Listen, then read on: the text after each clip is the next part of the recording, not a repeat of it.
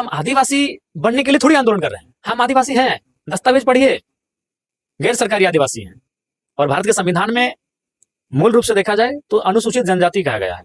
और जो बार बार कहते हैं कि आदिवासी पैदा नहीं होते हैं, अरे भाई भारत का संविधान पैदा करता है, सही बात है, भारत का संविधान कुछ चीजें पैदा करता है, लेकिन आदिवासी नहीं, अनुसूचित जनजाति पैदा करता है।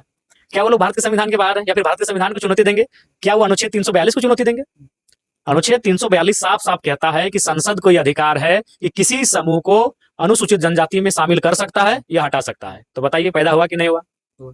पैदा हुआ कि नहीं हुआ? क्या वो भारतीय संविधान अनुच्छेद 342 को चुनौती देंगे?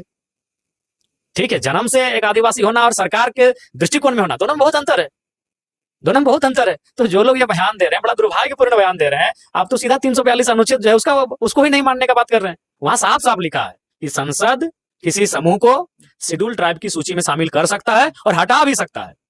तो बताइए वन पैदा हो रहा है कि नहीं हो रहा है? भारत का संविधान पैदा कर रहा है कि नहीं कर रहा है? नया बना रहा है कि नहीं बना रहा है? तो वही पैदा होना मतलब नया बनाना। हम जन्म से नहीं कह रहे हैं, कानूनी रूप से पैदा हो रहा है कि नहीं हो रहा है? तो हम कानूनी रूप से मान्यता लेने की बात कर रहे हैं। कौन सा मान्यता? जो हमारी था, हम थे, हम सूची में थे, हम पुनः रिसिड्यूल होने की बात कर रहे हैं, हम पुनः लिस्टेड होने की बात कर रहे हैं। हम तो थे, उनसे यही पूछिए कि हम थे कि नहीं थे।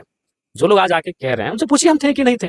तो हम थे, हम पुनः सूचीबद्ध होने की मांग कर रहे हैं, और आदिवासी नहीं, अनुसूचित जनजाति, शेड्यूल ट्राइब का स्टेटस मांग रहे हैं। आदिवासी तो हम लोग भी, हम लोग गैर सरकारी हैं, आप सरकारी हैं और आपको नाम मिल गया शेड्यूल ट्राइब, हम लोग गैर सरकारी हो गए। और तमाम जब झारखंड आज अलग हुआ तो यही था कि सरकारी आदिवासी यानी जो आपके संथाल, मुंडा, ओरांव इत्यादि इत्यादि, और गैर सरकारी में जैसे हम लोग हो गए, गटवार हो गया, घासी हो गया, तांती हो गया, ये गैर सरकारी आदिवासी में थे। यही झारखंड राज्य निर्माण का आधार यही था। लेकिन निर्माण हो गया, इनको बहुत सारा विशेष सुरक्षा मिला, विशेष सुविधा मिला, विशेष संरक्षण मिला, विशेष अधिकार मिला, तो थोड़ा सा मन बदल गया, ये सच्चाई है।